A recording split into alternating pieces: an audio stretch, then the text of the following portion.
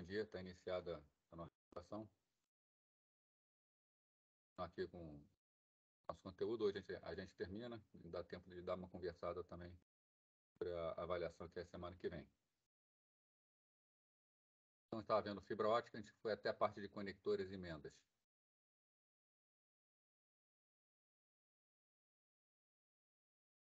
Aqui as coisas.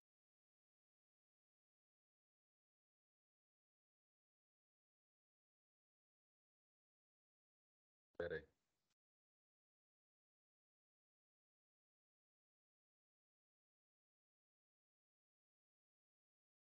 Coisa aqui.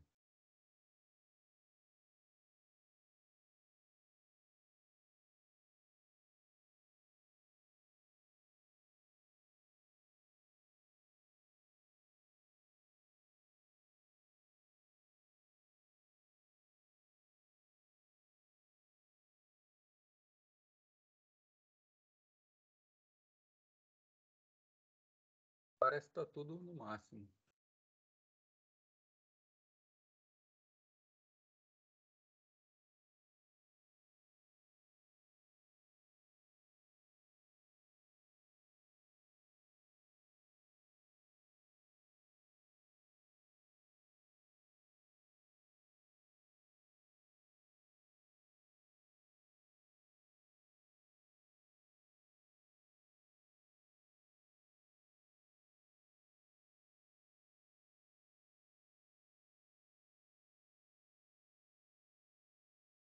Deu uma melhorada agora?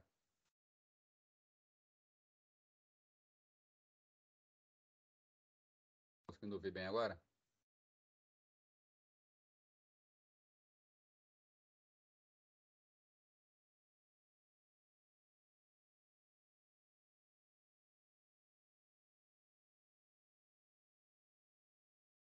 Parar aqui a gravação, tentar resolver, depois eu inicio de novo.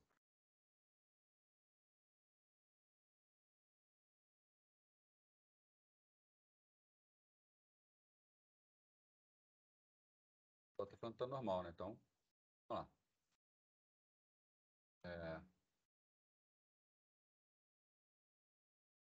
Bom dia, está iniciada a nossa gravação. Vamos continuar o nosso conteúdo, né? Estava vendo a parte de fibra ótica. Vamos ver aqui a parte de... Então, continuando a parte de conectores e emendas.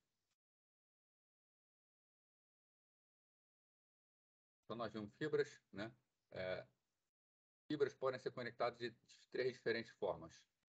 Então, existem três maneiras da gente fazer ligação de fibras, né? Primeiro é ter conectores nas extremidades e serem conectados a soquetes de fibra. Vou pegar aqui.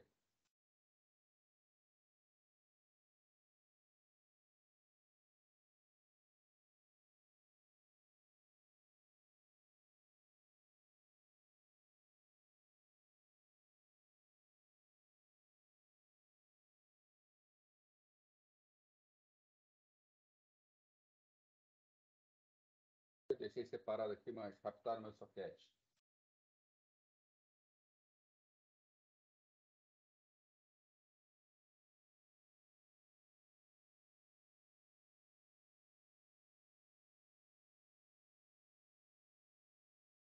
Tá, encontrei ele aqui. Vamos lá. Então, isso aqui é uma fibra ótica, né? É um cordão de manobra de fibra ótica. Esse primeiro tipo de conector aí, conexão,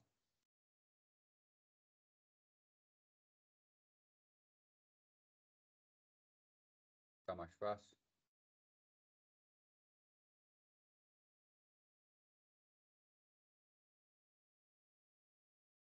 Tipo de conexão, então, onde nós temos aqui um conector de fibra. A fibra, então, está conectorizada. E o que a gente faz quando a gente quer fazer a ligação entre duas fibras? Temos o chamado soquete, né? Esse aqui normalmente fica num pet panel. A gente encaixa a fibra de um lado, encaixa e gira, pega outra fibra,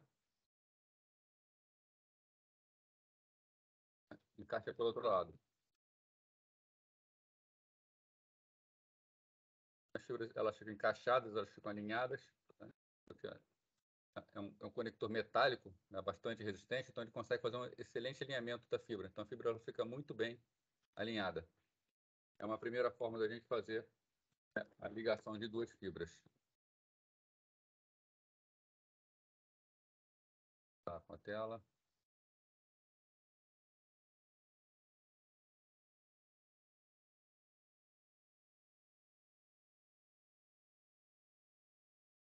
Aqui nesse caso, tá? Quando a gente usa soquete de fibra, então os conectores perdem de 10 a 20% da luz, né? Então tem uma pequena perda, né? Nós estamos utilizando muito soquete, nós vamos ter várias perdas, mas normalmente só vai acontecer nos sistemas finais, né? Isso tem a vantagem de facilitar muito a reconfiguração do sistema. Se eu preciso manobrar uma fibra de um ponto para outro, e eu tenho vários soquetes, eu posso utilizar cordões especiais, que são os cordões de manobras, esse que eu mostrei para vocês aqui, onde eu posso reconfigurar toda a rede. Outra forma é encaixá-las mecanicamente. As duas extremidades são cuidadosamente colocadas perto uma da outra com uma luva especial. Tá? Então, essa é uma luva que vai fazer o papel desse soquete. Só que a gente encaixa, né? E é muito mais difícil reconfigurar, porque uma vez encaixado a gente não vai soltar com tanta facilidade. Tá? Então, são soquetes especiais para emenda, para a gente fazer uma emenda rápida. Normalmente dá uma perda ali de 10% de luz. Outra maneira é passar por um processo de fusão de fibra. Da fibra, a gente vai usar máquinas especiais. Então, aqui é um exemplo de uma máquina de fusão. A gente encaixa as fibras em cada canto da máquina e a máquina faz o alinhamento, né? Um exemplo, né, de um operador colocando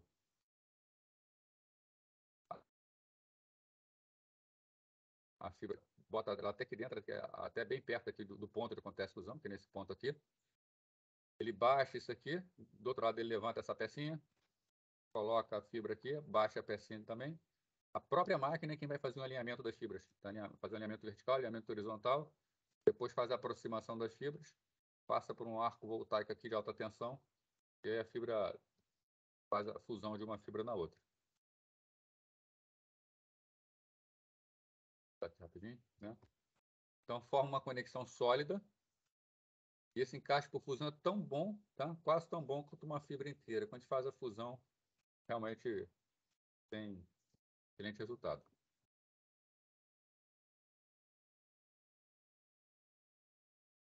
Com relação à origem da luz, tá? A gente viu que a fibra ótica ela ia de onda, mas para que a fibra ótica possa levar onda, nós temos que ter uma origem de luz, alguém que gere a luz e essa luz consiga entrar na fibra.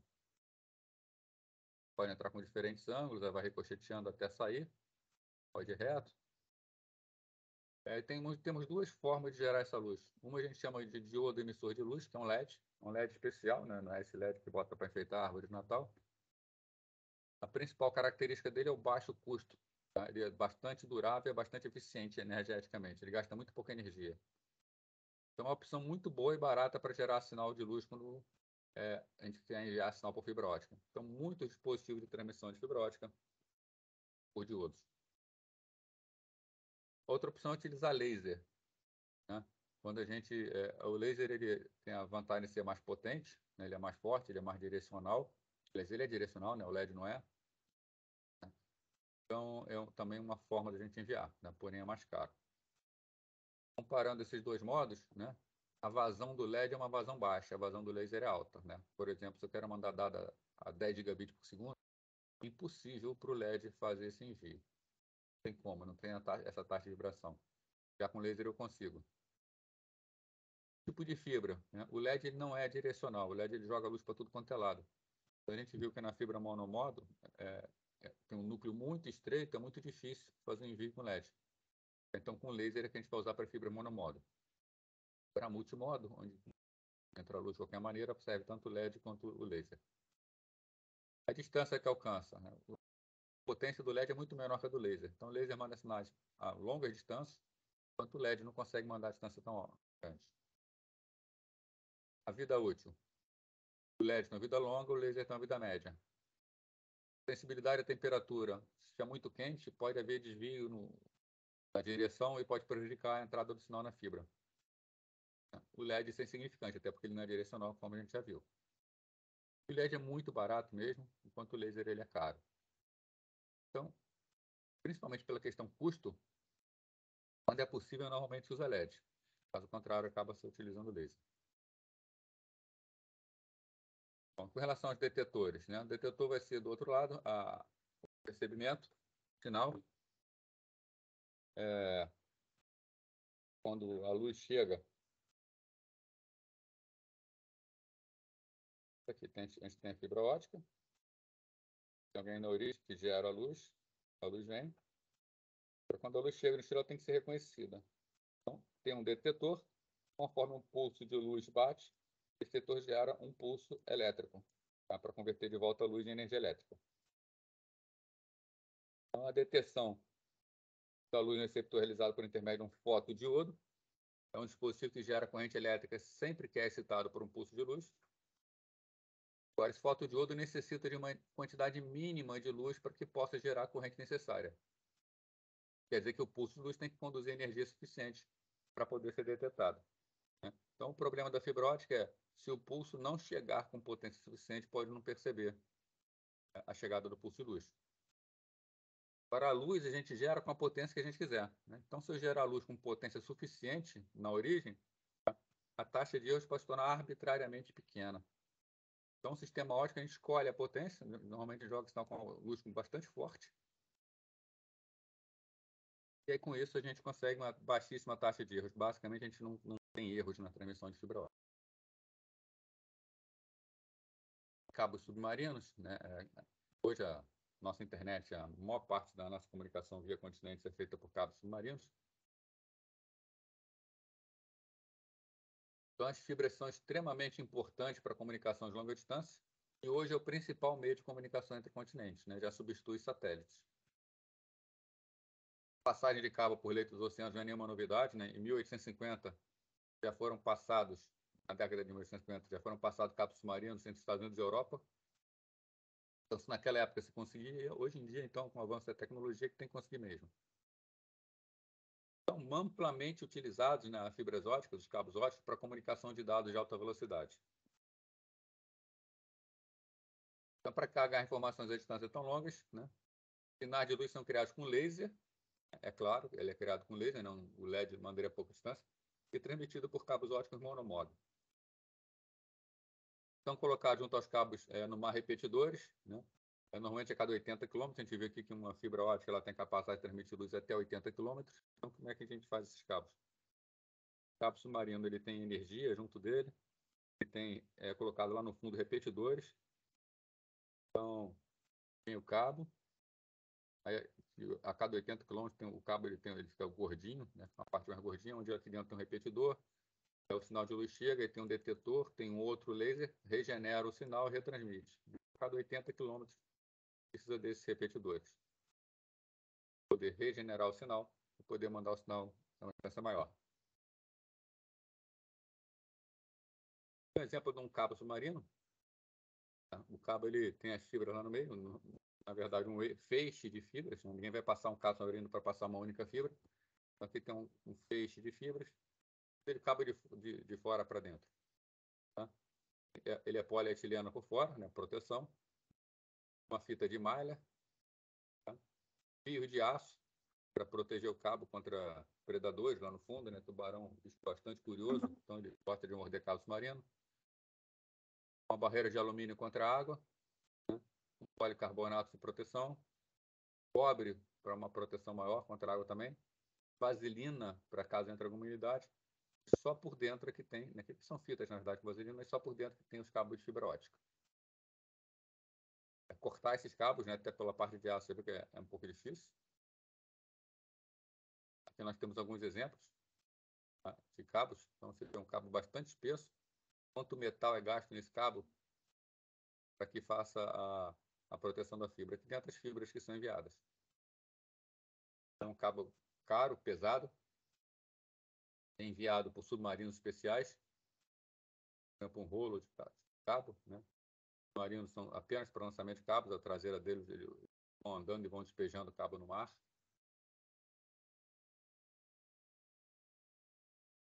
Aqui é um mapa né, de onde tem cabos passados pelo mundo, né? Esses outros cabos aqui são os principais cabos, né? Tem cabo, por exemplo, entre Brasil e África, tá? Para chegar na Europa, normalmente a gente vai pela África, vai pelos Estados Unidos mesmo, onde ficam cabos no leito dos oceanos.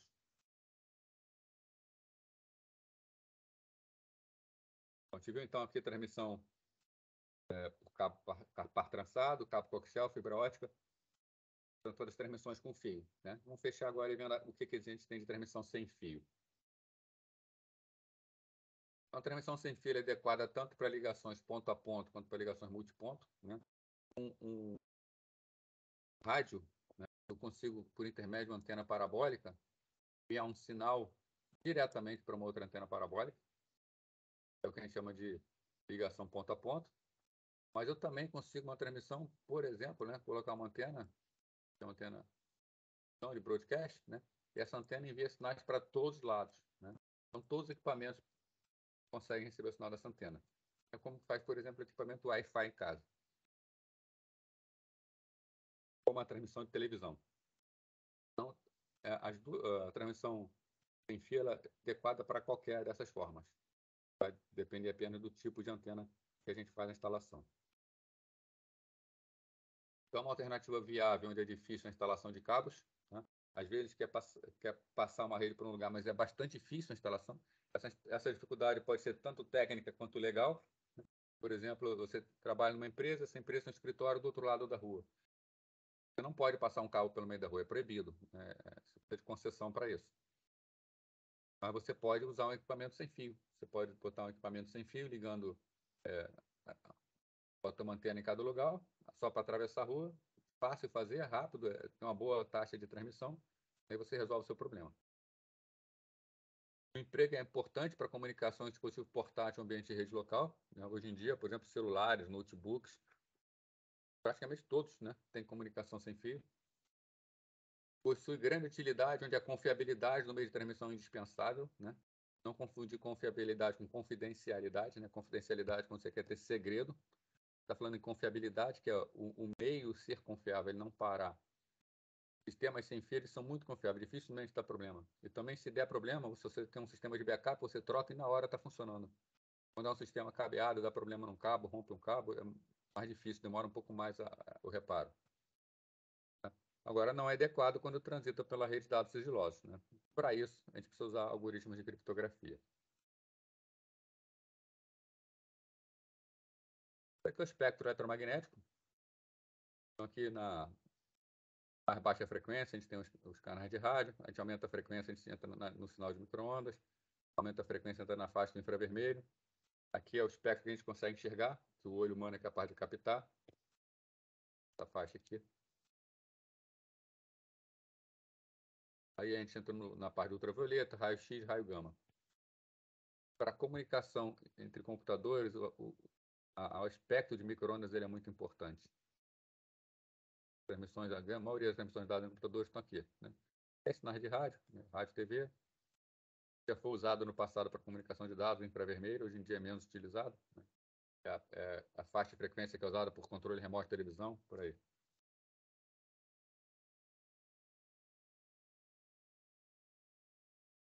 A primeira faixa, vamos ver cada uma dessas faixas aqui, comentar sobre elas.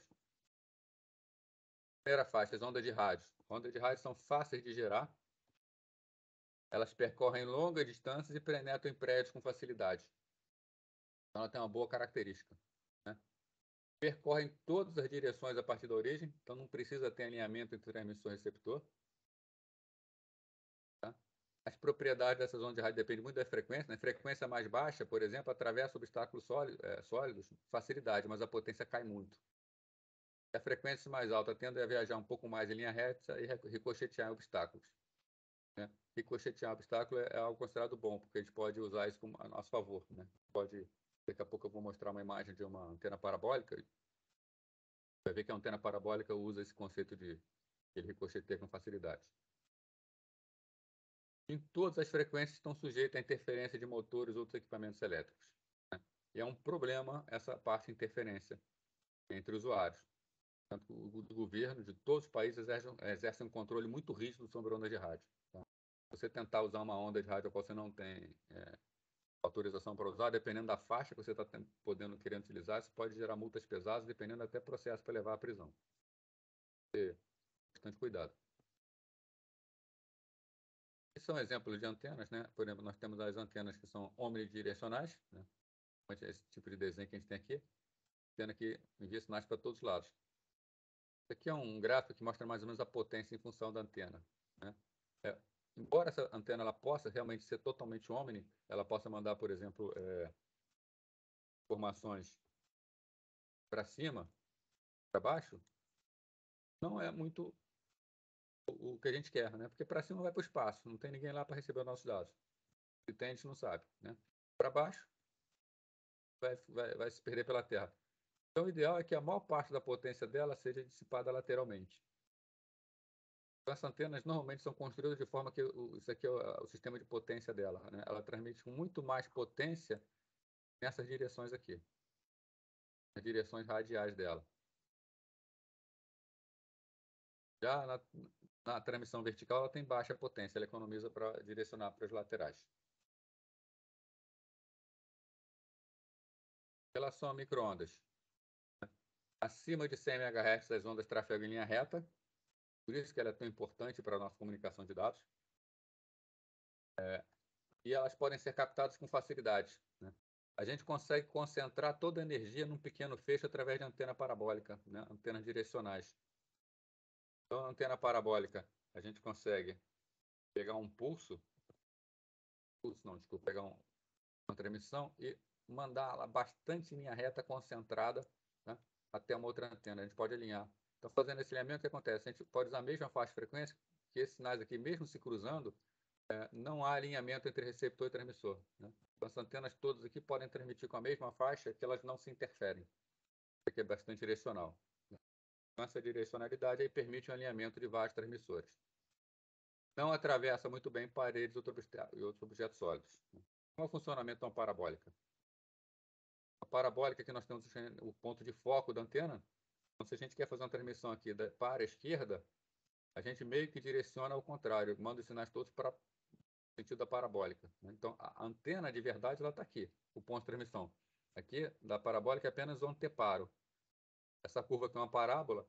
A parábola ela tem a característica de que tudo que vem, que bate nela, vindo do foco, trafega em linha reta em comparação ao eixo da antena. Então, se o eixo está aqui, né, ela concentra toda a transmissão para o outro lado. Do outro lado, eu coloco uma parabólica também. Essa parabólica também vai ter um foco. O que vai acontecer? Todo sinal que vem, que bate na parabólica, passa por aquele meu foco. Eles passam pelo mesmo foco. Com isso, tem uma concentração do sinal recebido no ponto aqui do focal da antena. O sinal chega com muito mais força no destino.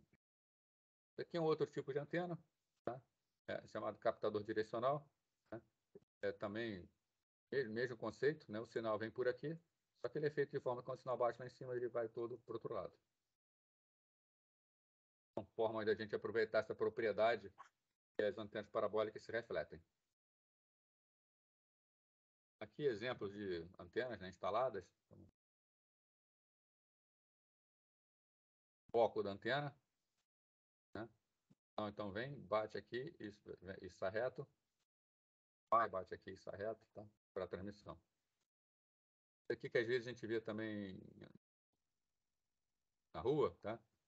Parecem uns tambores, também são antenas parabólicas, eles são protegidos na frente para proteger contra o sol e a chuva, com maior proteção, tá? Então tem uma capa aqui na frente. Essa capa é transparente à transmissão. E aqui dentro está a cabeça da antena e a parte de trás é uma antena. A gente vê a curva da parábola.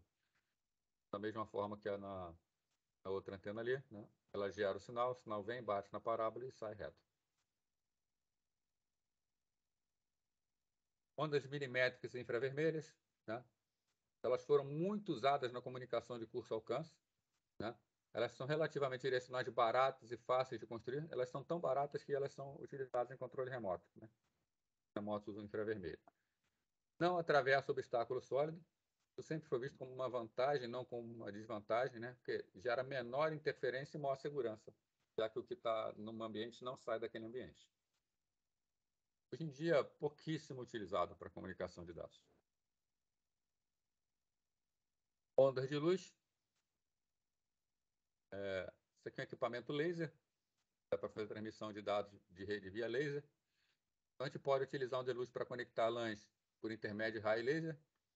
Raio laser unidirecional. Então, esse equipamento aqui tem uma parte transmissora e uma parte receptora. O que a gente faz? Tem um laser que tem um anteparo aqui, né? E tem um outro laser com anteparo também. Como é que a gente faz o alinhamento? O alinhamento é bem fácil, né? O laser está na faixa de luz visível, a gente consegue enxergar, né? Então, a gente chega com um binóculo, a gente vê se o tiro do nosso laser está pegando no anteparo do outro lado. Da mesma forma, o tiro do laser do outro lado, né, tem que pegar no nosso anteparo aqui, né? Fotodiodo. Né? Com isso, vai pulsando, vai funcionar exatamente como um sistema de fibra ótica, só que a transmissão, em vez de por uma fibra ótica, é feita pelo ar. O laser, ele dá uma boa taxa de transmissão, ele é muito fácil de instalar, né? Você bota num local, bota no outro local, a linha já está funcionando. Agora, ele tem as suas dificuldades. Eles não são capazes de penetrar chuva ou neblina. Se a chuva for fraca, um chuvisco atrapalha muito. Uma chuva forte já fica muito difícil usar o laser. Normalmente ele é utilizado para situações temporárias ou de backup. Neblina o laser não vai penetrar, não vai ter como. O calor do sol também pode fazer com que é muito quente, pode criar bolsão de ar. Nesse bolsão de ar vai ser o mesmo fenômeno que tem dentro da fibra ótica. A gente tem um bolsão de ar entre dois pontos, né? Tem uma laser aqui, outra aqui.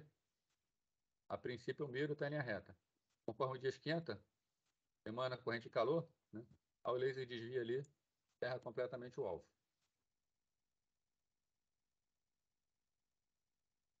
E por fim, satélite.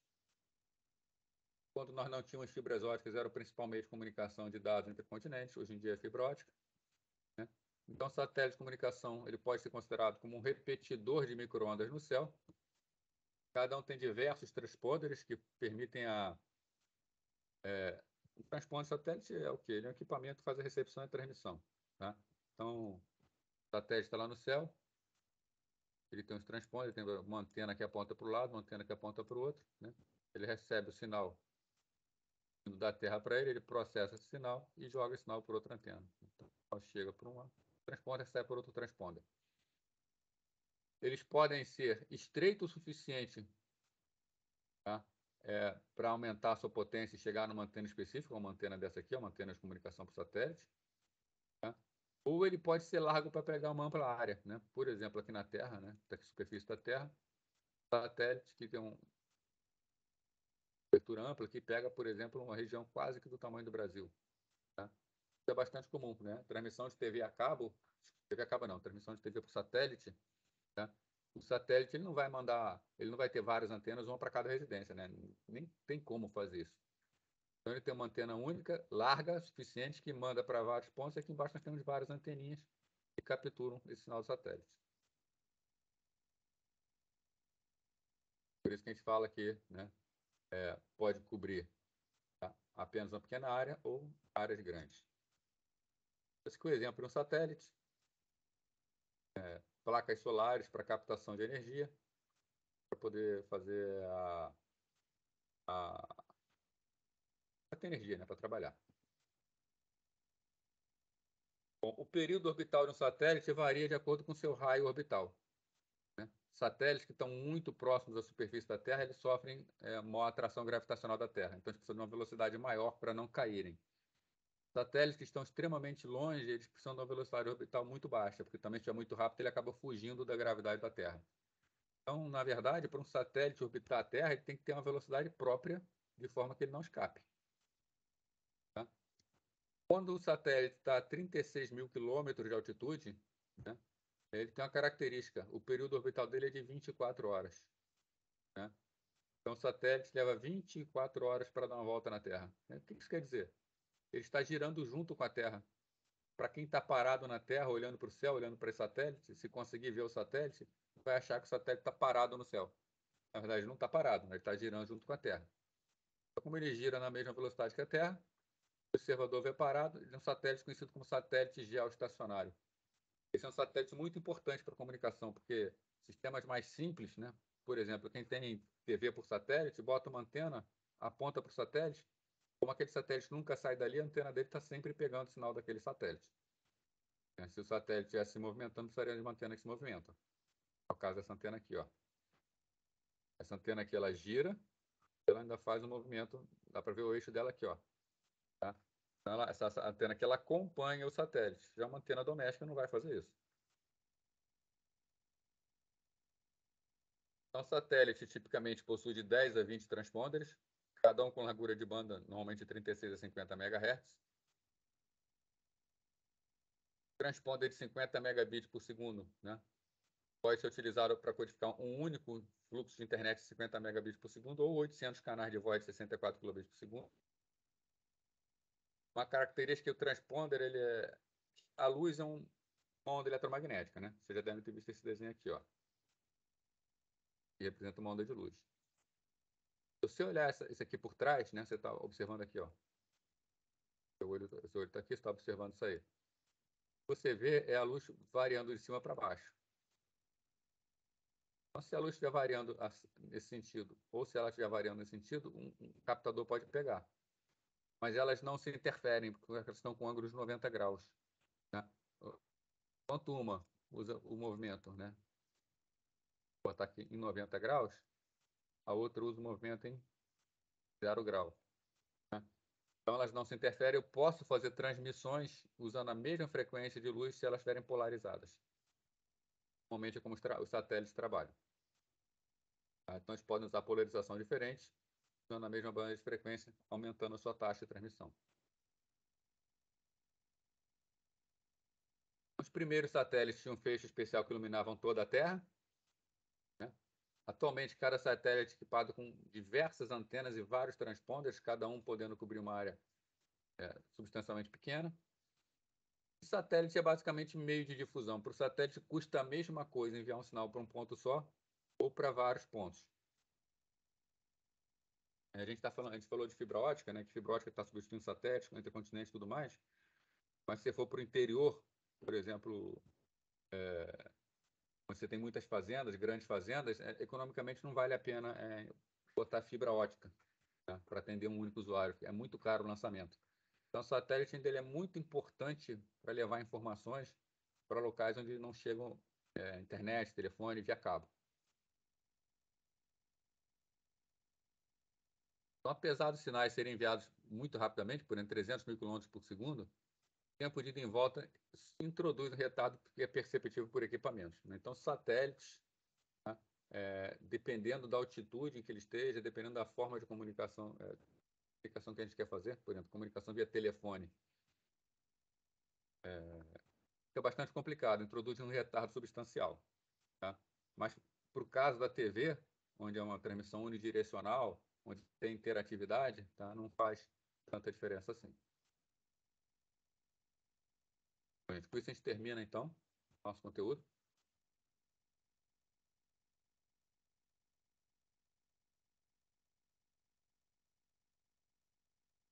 A gente termina o nosso conteúdo. Vou dar uma tela aqui do Canva, tá? Não sei se todos já viram, então vou chamar a atenção dela.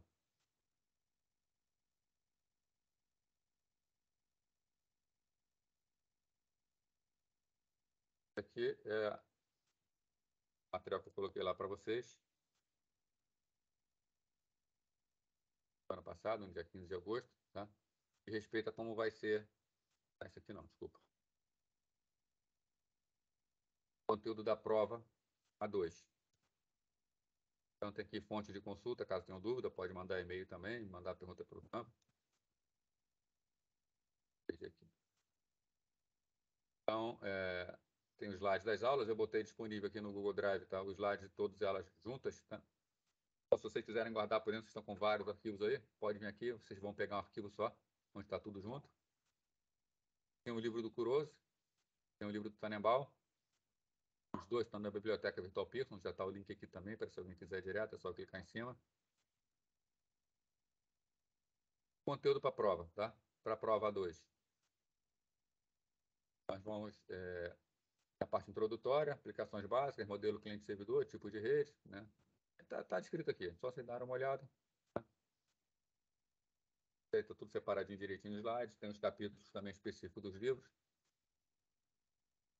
E a gente vai tirar agora, aproveitar agora esse resto do tempo aí para tirar qualquer dúvida que vocês tenham a ter. Mas antes disso, vou colocar aqui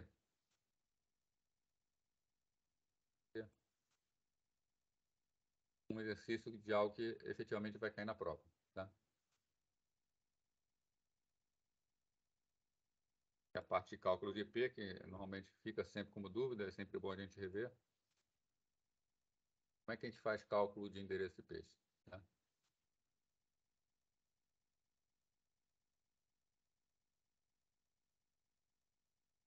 Botei duas questões aqui para vocês pensarem nelas. Tá?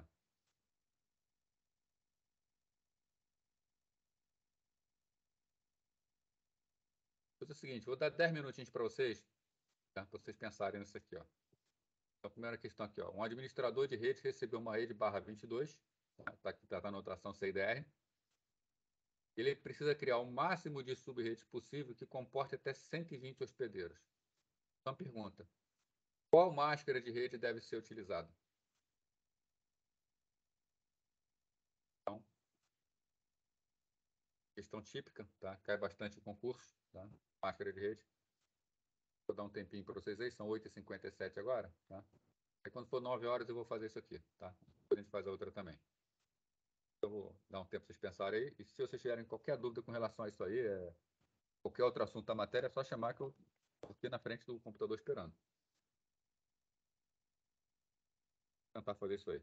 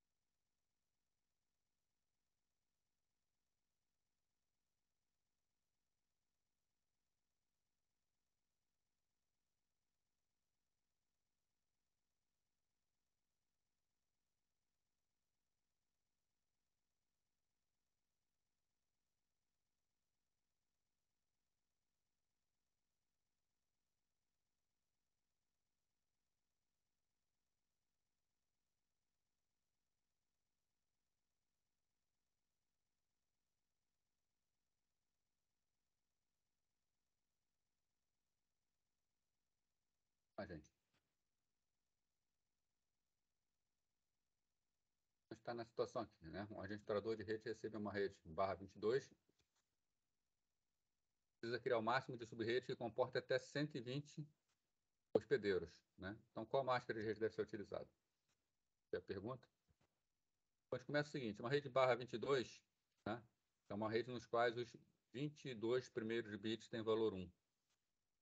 Então, a máscara de rede seria essa aqui, né? Botando os 32 bits. Bom, eu quero 120 hospedeiros. Essa é a requisição. Eu tenho que 2 elevado a 6 representam 64 e 2 elevado a 7 representam 128. Então, se eu quero 120 hospedeiros, significa que aqui no campo, os bits destinados aos hospedeiros, né, esse campo aqui, né, a gente sabe que onde tem bit 0 é destinado a hospedeiro. Tá? Onde tem bit 1 é a parte do endereço que representa a rede. Essa é a máscara que eu tenho. Então, para criar sub-redes, eu preciso criar uma máscara que me permita, ainda dentro dessa máscara, utilizar 120 máquinas. Se eu reservo aqui desse campo 6 bits, né, eu vou conseguir endereçar ali 2 elevado a 6 até 64 máquinas. Eu preciso de 120, então 6 bits não me são suficientes. Né? Então, eu preciso de quanto? Eu vou precisar de 7 bits para poder endereçar esse conjunto inteiro de hospedeiros. Tá? 2 elevado a 7 me permite 128 endereços. Lembrando que eu perco o primeiro e o último, né? O primeiro é o endereço da rede, o último é o endereço de difusão, e sobram 126 endereços. Então, é suficiente para as 120 máquinas que eu preciso.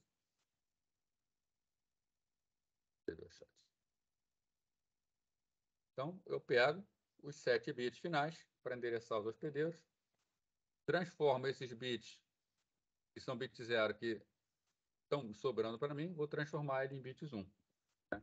Então, esses bits que eram 0, né, vão passar a ser bits 1, são esses bits aqui. Com isso, eu expando a máscara de rede original, tem uma nova máscara de subrede. Né? A nova máscara, então, se eu passar para a notação decimal, né? 255, 255, 255, 128. Em notação CDR, a máscara é a máscara /25. Né? Serve essa resposta ou essa resposta, tanto faz. Ok, esse processo aí, gente? Alguma pergunta? Tranquilo, professor. Vamos ver aqui o outro. Tá? Vou fazer logo esse outro aqui, que a gente aí depois fica para tirar qualquer dúvida que tenha. Um administrador de rede recebeu uma rede /20, né? E pela estrutura da organização, ele precisa criar 8 sub-redes de igual tamanho. Né? Aqui é o processo inverso. Né? Lá, no exercício anterior que a gente viu, nós sabíamos quantas máquinas nós queríamos por sub-rede. Aqui não. Nós temos uma máscara e sabemos quantas sub-redes nós precisamos. Né? Então, nós precisamos criar 8 sub-redes. Qual máscara vai ser utilizada para a gente criar sub-redes? Então, qual máscara deve ser utilizada? Aí são feitas, além disso, 2 perguntas a mais. Até quantos hospedeiros podem ser configurados em cada sub-rede? Né? E assumindo, né, que ele tem recebido essa máscara de 10.2.0.0/20, qual o endereço de rede das 3 primeiras sub-redes?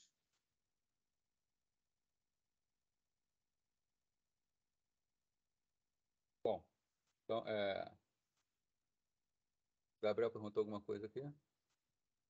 É isso mesmo, Gabriel, está até aqui a resposta. É 255, 255, 240. Então, qual máscara deve ser utilizada em cada sub-rede? /20 é a rede original. Tá? São 20 bits 1. Essa representação aqui de máscara de rede.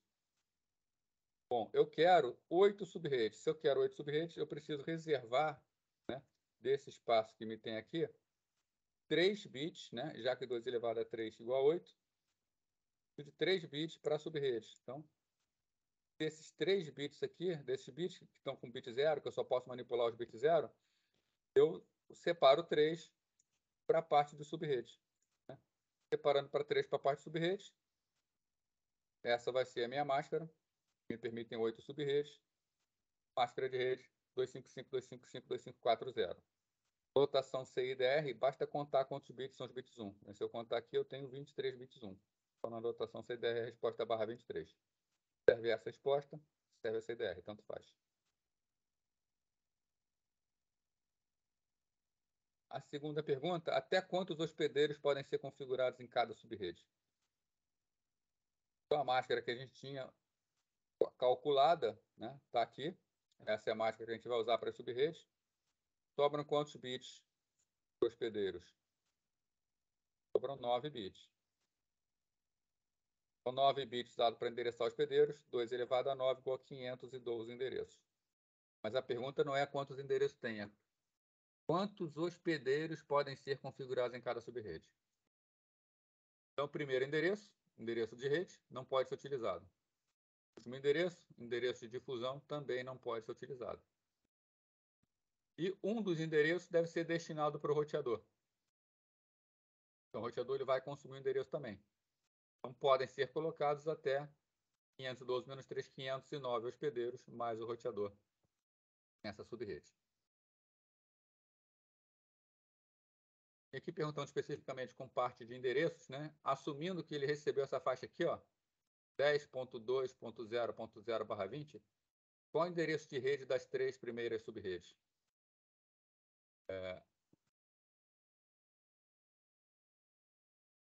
Bom, a gente viu aqui pelo anterior que cada rede possui 512 endereços. Né? Se cada rede possui 512 endereços, significa o quê? Que a primeira subrede ela vai começar no endereço 10.2.0.0. Tá? E ela vai ter 512 endereços dentro dela. Então, do 10, vou botar aqui, do 10.2.0 até, vamos pensar só na última faixa aqui, até o 10.2.0.255, eu tenho 256 endereços. Certo isso? Né? Então, se eu tenho aqui 256 endereços, eu ainda preciso, essa rede ainda invade a faixa seguinte, que é a faixa do 10.3.0.0 até a faixa 10.3, desculpa, 10.2.1.0 até 10.2.1.255. Aqui eu tenho mais de 256 endereços. Mas qual é a faixa de rede da primeira rede? Faixa de endereço. 10.2.0.0 até 10.2.1.255. Tá? Aqui dentro eu tenho exatos 512 endereços. A segunda subrede termina onde a primeira começa onde a primeira termina. Então, a primeira terminou em 1.255, onde começa a segunda. 10.2.2.0 e vai pelas mesmas razões da anterior até a 10.2.3.255. E a terceira subrede que pede 10.2.4.0 até a 10.2.5.255. Né? Então, qual é o endereço das 3 primeiras subredes? 10.2.0.0, 10.2.2.0, 10.2.4.0. Se a gente expandir, os endereços das 8 subredes estão aqui. De 2 em 2. Né?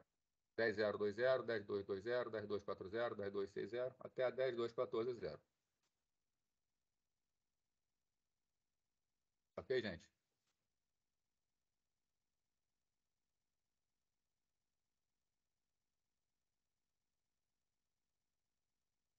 Então, semana passada eu já havia adiantado com vocês, mas repetindo aqui agora, tá? A prova vai ser semana que vem, no horário da disciplina, tá? Nesse horário mesmo, começa às 8h20, tá? 8 horas, já vou estar abrindo aqui.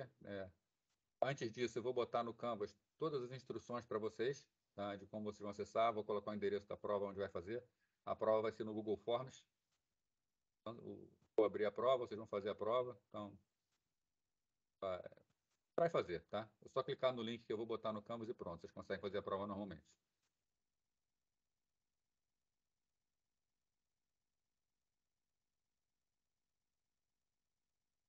Agora a gente ainda tem aí, nosso tempo ainda tem 40 minutos aí para se alguém tiver alguma dúvida que tem ficado da disciplina, quiser perguntar alguma coisa, tá? Também, se for estudar depois, tiver dúvida depois, manda lá pelo Canvas, manda por e-mail, não tem problema nenhum. Uma pergunta que vocês queiram fazer? A Mariana está perguntando, vão ser 10 questões, se não me engano, Mariana. Deixa eu dar uma olhada aqui. Botei 10 questões de um ponto cada uma. 8 são, se não me engano, 8 múltiplas de escolha, 8 múltiplas de escolha e 2 para responder diretamente. Resposta rápida também. Vou confirmar aqui.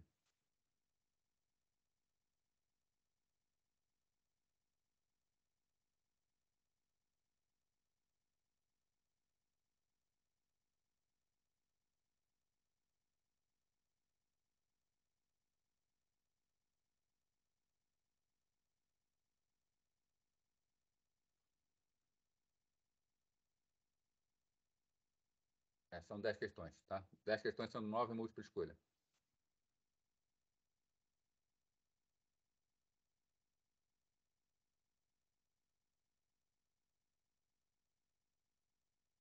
Mais alguma coisa aí?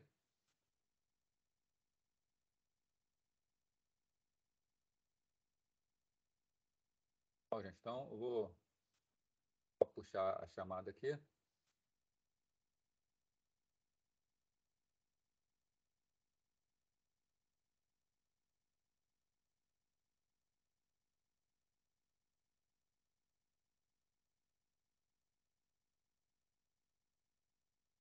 A gravação também, tá? Mas eu vou continuar aqui. Se vocês tiverem qualquer dúvida, pode chamar que eu estou aqui e respondo a vocês, tá? Um abraço, boa semana, tá? Bom feriado amanhã. E a gente se vê semana que vem na prova. Boa sorte para todo mundo aí. Qualquer coisa é só avisar.